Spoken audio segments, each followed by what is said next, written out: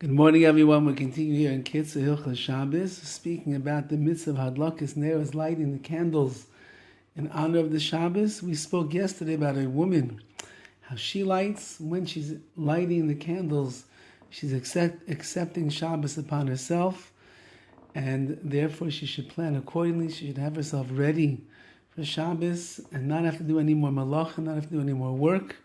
That would be considered to be chilul Shabbos, desecrating the Shabbos. She lights the candles ahead of time. She closes her eyes or puts her hands over her eyes so that she can make the bracha before she gets any benefit from the candles. She says the bracha, removes her hands from her eyes, and then she gets the benefit of the candles themselves. Aval ish she'einu mekabel Shabbos im hadlaka. But a man is different. When he lights the candles on Friday night, so he's not accepting Shabbos upon himself with the hadlaka, with the lighting. Yevarech techila, so therefore he should make the bracha first, and then he should light.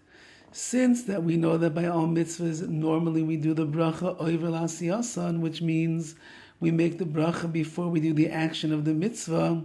So by a woman, we can't, because once that she lights the candles, she's really already accepting Shabbos upon herself. So therefore, we have her light the candles first, and then she makes the bracha afterwards. However, says the KITZUR HILCHOS Shabbos, when it comes to a man, he does not accept the Shabbos upon himself when he lights, and therefore he should make the bracha and do things in the normal, regular order. Make the bracha first, and then perform the mitzvah of lighting the candles. That's what a man does. Umikol makom, nevertheless, gam isha shekashala lekabel alei as Shabbos, a woman that has a hard time accepting the Shabbos kvar im hadlakasai, when she's lighting, whatever, there's a balagan, it's a chaos going on in the house. Candle lighting time is coming. She knows that she still has things that she has to finish up, so she quickly runs downstairs to light the candles before it gets too late. But she knows she has to finish the shower, the bath for the kids, one last thing in the kitchen. So what should she do?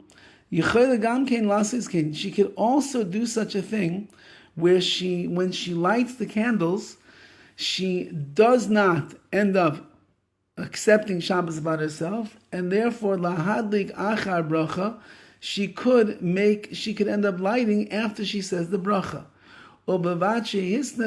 As long as she makes an explicit Tanai declaration, and even he writes over here, Mahani im hisna believer, it's good enough if she has this explicit declaration in her heart, that's also good enough. She's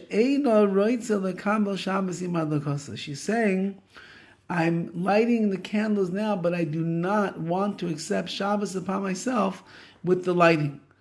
When I light, I'm not accepting Shabbos upon myself. And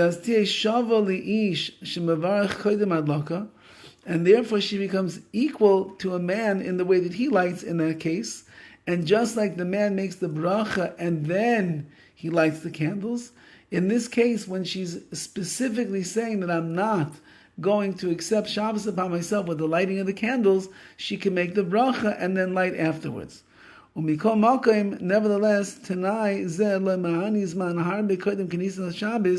she can't do this too long before Shabbos begins, because it doesn't look like she's lighting for the sake of Shabbos, and therefore the closer to the Shabbos that she does this, that's what she's going to do. Now this is a common thing that will take place. For example, women like to go to shul on the night of Kol Nidre, and sometimes they live far away from the shul.